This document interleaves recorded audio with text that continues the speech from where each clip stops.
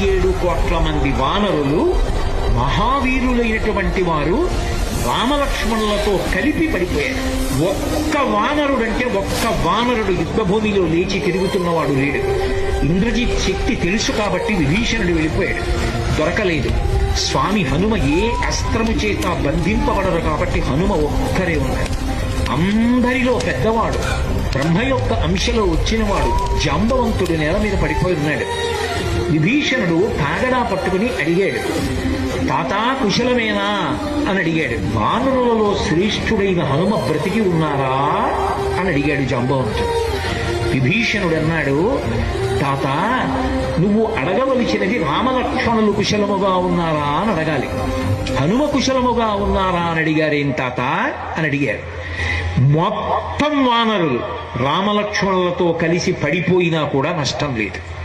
హనుమ ఒక్కరు బ్రతికి ఉంటే మళ్ళీ అందరూ బ్రతుకుతారు.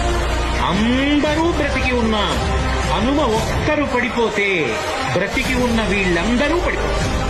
అందుకే నేను హనుమ బ్రతికి ఉన్నారా అని అడుగుతున్నాను.